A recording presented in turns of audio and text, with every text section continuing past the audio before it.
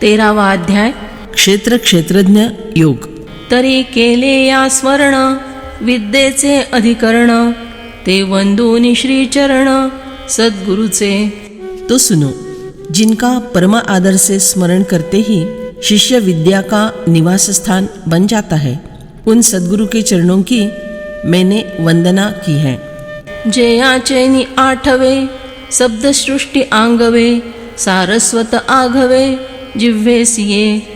जिन चरणों की स्मृति से इष्ट अर्थ प्रकट करने वाला शब्द भंडार स्वाधीन हो जाता है, समस्त वाङ्मय जिह्वा के अग्रभाग पर आकर उपस्थित होता है. मुख से शब्द सहजता से निकलते हैं. वक्तृत्व गोडपणे अमृता ते पारू म्हणे, रस होती ओलगणे अक्षरांसे. वक्तृत्व अपनी मधुरता के कारण अमृत से कहता है कि अब तेरा अंत हो गया है, तुझे कोई पूछेगा नहीं. 9 रस अक्षरों के सेवक बनकर रहते हैं. भावांचे अवतरण अवतरविती खूण, हाता चढे संपूर्ण तत्वभेदू. भावों का आविष्कार यही वाङ्मय का रहस्य प्रकट करने वाला चिन्ह है. उसी से संपूर्ण तत्व रहस्य हस्तगत होता है. श्री गुरुचे पाये हृदय वसूनि ठाये, तै एवढे भाग्य होये उन्मेषासी. श्री गुरु के चरण जो ही आकर अंतःकरण में स्थिर होते हैं, त्यों ही ज्ञान को इतना सर्वोत्कृष्ट भाग्य प्राप्त होता है. अर्जुन उवाच प्रकृतिं पुरुषञ्चैव क्षेत्रं क्षेत्रज्ञमेव च, एतद्वेदितुमिच्छामि ज्ञानो ज्ञेयं च केशव. अर्जुन बोले, हे केशव, प्रकृति और पुरुष, तद्वत क्षेत्र और क्षेत्रज्ञ, ज्ञान और ज्ञेय, ये सब बातें आपसे जानने की मेरी इच्छा है. तेथ अर्जुन म्हणे प्रकृती पुरुष क्षेत्रज्ञ आणिक क्षेत्र विशेष, हे तुझ पासाव जाणो अशेष इच्छितु असे. तब अर्जुन पूछता है कि प्रकृति और पुरुष, क्षेत्रज्ञ और क्षेत्र की विशेषता, इन सारी बातों को अब से जानने की मैं इच्छा करता हूँ.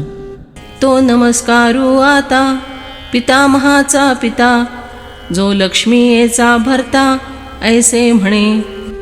जो लक्ष्मी के पति हैं, पितामह ब्रह्मा के पिता हैं, उन श्री कृष्ण को अब मैं नमस्कार करता हूँ. वे श्री कृष्ण कहते हैं, श्री भगवान उवाच इदं शरीरं कौन्तेय क्षेत्रमित्यभिधीयते, एतद्यो वेत्ति तं प्राहुः क्षेत्रज्ञ इति तद्विदः. श्री भगवान बोले, हे कुंती पुत्र अर्जुन, यह रूप से कहे जाने वाली शरीर को क्षेत्र इस नाम से कहते हैं, और इस क्षेत्र को जो जानता है उसको ज्ञानी लोग क्षेत्रज्ञ इस नाम से कहते हैं. तरी पार्था परिसिजे देह हे क्षेत्र म्हणिजे, हिची जाणे तो बोलिजे क्षेत्रज्ञुगा. हे अर्जुन, सुनो, देह को क्षेत्र कहा जाता है, और जो इस क्षेत्र को जानता है उसे क्षेत्रज्ञ कहा जाता है. क्षेत्रज्ञं चापि मां विद्धि सर्वक्षेत्रेषु भारत, क्षेत्र क्षेत्रज्ञयोर्ज्ञानै यत्तज्ज्ञानं मतं मम. हे भरतवंशोद्भव अर्जुन, तू संपूर्ण क्षेत्रों में क्षेत्रज्ञ मुझे ही समझ, और क्षेत्र क्षेत्रज्ञ का जो ज्ञान है वही मेरे मत में ज्ञान है. तरी क्षेत्रज्ञो जो येथे तो मीच जाण निरुते, जो सर्व क्षेत्राते संगोपूनी असे.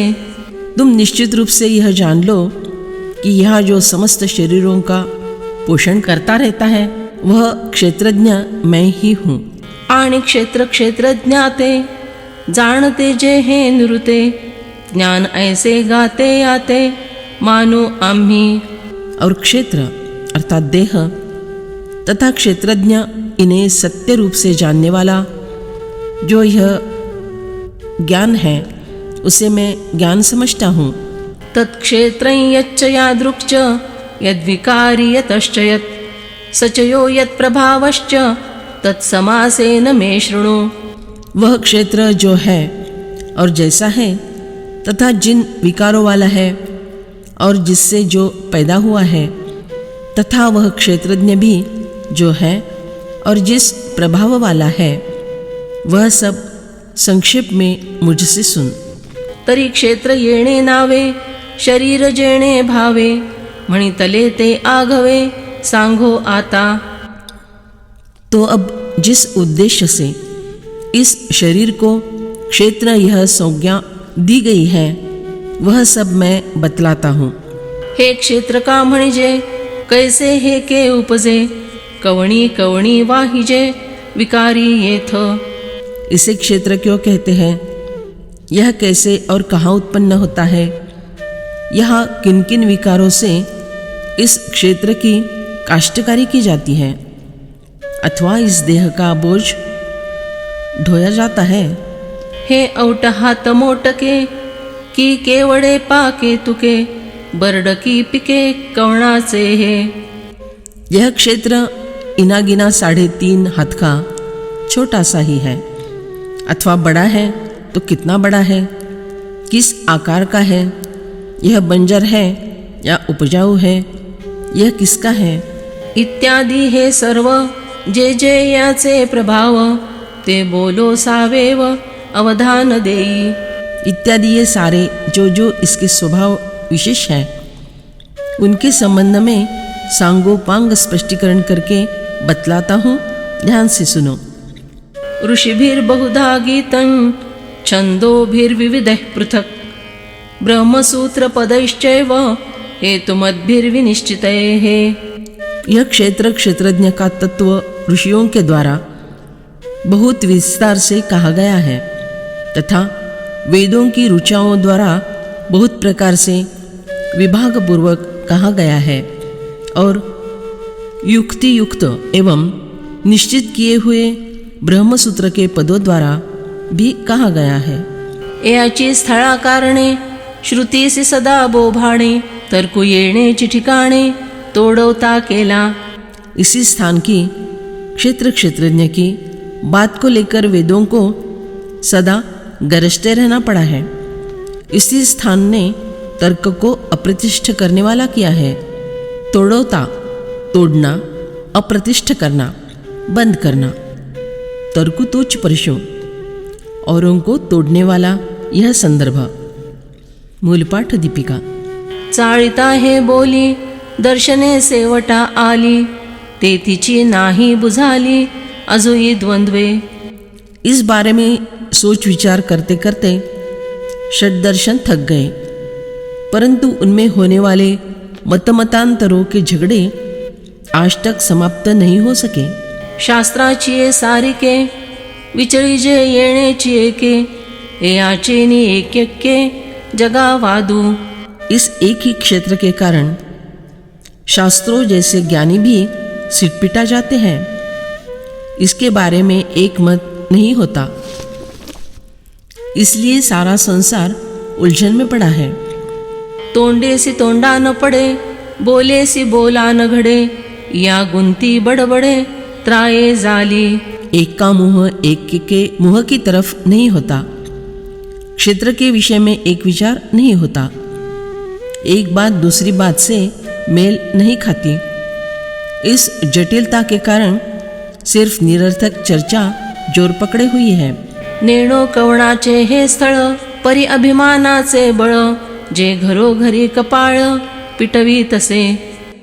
यह स्थल अर्थात शरीर किसका है, यह बात हमें मालूम नहीं है, परंतु अभिमान का जोर इतना अधिक है कि जो घर घर में इस विषय में माथापच्ची करवाता है। नास्तिका देयावेया तोंड वेदांचे गाढे बंड ते देखवनी पाखंड आनची वाजे। नास्तिकों का मुकाबला करने के लिए वेदों ने जोर से बंड पुकारा। यह देखकर अवैदिक पक्ष कुछ उल्टी सीधी बातें गरजने लगा। अगा मुदल निर्मूळ लटिकेची हे वाघजाळ ना म्हणा तरी पोफळ घातले आहे। पाखंडी कहने लगे, अरे वेदों का कहना पूरा निराधार है, झूठ मूठ का ही शाब्दिक जाल है। यदि तुम हमारी बात का इनकार करते हो तो इसे सिद्ध करने के लिए हमने यह प्रतिज्ञा की सुपारी रखी है। पाखंडाची एकडे नागवी लुंचित मुंडे, नियोजिली वितंडे ताळा येती। बहुत से सिरमुंडे हुए नंगे लोग योजना बना के रचाए हुए वितंडवाद को लेकर पाखंडवाद के पक्ष का ताल पकड़ते हैं। मृत्युबळाचे निमाजे हे जाईल विणकाजे, ते देखो निव्याजे निघाले योगी। मृत्यु की सामर्थ्य अनिवार्य है और यह शरीर व्यर्थ ही उस मृत्यु के स्वाधीन हो जाएगा। यह जानकर योगी जन देहासक्ति के कारण आयुर्मर्यादा बढ़ाने के लिए निकले। तिही मृत्यूसी आधाइले, निरंजन सेविले, यमदमाचे केले मेळे पुरे। मृत्यु से घबराने वाले वे योगी अरण्य में निवास करने लगे और वहां उन्होंने यमदमों के मेले आचरण में लाए। येणेची क्षेत्राभिमाने, राज्य त्यजिले ईशाने, गुंती जाणो निस्मशाने वासु केला। इस क्षेत्र का हम निर्णय करेंगे, इस अभिमान से और क्षेत्र निर्णय करने में कैलाश का राज्य बाधा उत्पन्न करेगा, इस विचार से उस राज्य का परित्याग कर शंकर जी ने स्मशान भूमि में निवास किया। ऐसिया पैजा महेशा, पांगुरणे दाही दिशा, लाच करू म्हणो निकोळीसा कामु केला। ऐसी प्रतिज्ञा करने से शंकर जी को 10 दिशाएं ओढ़ लेनी पड़ी। सर्वसंग परित्याग करके वे दिगंबर बन गए। उन्होंने योग भ्रष्ट करने वाले कामदेव को, जो इस काम के बदले देवों से उच्च स्थान की रिश्वत लेने की आशा से आया था, जो ऐसा रिश्वतखोर है इसलिए उसे जलाकर कोयला बना दिया। उसकी सुंदर देह नष्ट होकर वह अनंग बन गया। पै सत्यलोकनाथा, वदने आली बळार्था, तरी तोही हे सर्वथा जाणे छिना। उसी तरह ब्रह्मदेव के चारों मुख क्षेत्र निर्णय करने जोश में आए, परंतु उन्हें इसका ज्ञान नहीं हुआ कि सर्वार्थ से यह क्षेत्र क्या है। एक म्हणती हे स्थळ जीवाचेच समूळ, मग प्राणु हे कुल तयाचे येथे। कुछ लोग कहते हैं कि यह क्षेत्र पूर्ण रूप से जीव का ही है। प्राण उसमें अपना कुल जमा कर खेतीबाड़ी करने वाला खेतीहर है।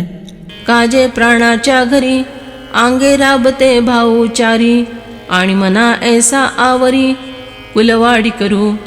क्योंकि इस प्राण के घर में अंग मेहनत से कष्ट करने वाले उसके समान अपान, व्यान और उदान ये 4 भाई हैं, तथा उनसे भारी उन सब पर देखरेख करने वाला, खेती का कारोबार चलाने वाला ऐसा मन है। ते आते इंद्रिय बैलांची पेटी, न म्हणे आवसी पहाटी, विषय क्षेत्री आटा आटी काढ़ी भली। उस प्राण के पास इंद्रिय रूपी बैलों का समुदाय है। वह यह नहीं देखता कि अब अमावस्या का, अंधकार का अनिष्ट काल है अथवा अब प्रभात का अर्थात शुभ काल है, और हमेशा विषय रूपी क्षेत्र में खूब परिश्रम करता रहता है। मग विधी वाप चुकवी आणि अन्याय बी वापवी, कुकर्माचा करवी राबुवरी। फिर कर्तव्य कर्म रूपी भाव चुकाकर, कर्तव्य कर्मों का अच्छा मौका चुकाकर अपराध रूपी कर्मों का बीज बोता है। उसके ऊपर बीज ढकने के लिए इंद्रियों से कुकर्मों की रासन चलाता है। तरी तेयाची सारिखे असंभड पाप पिके, मग जन्म कोडी दुखे भोगी जीवू।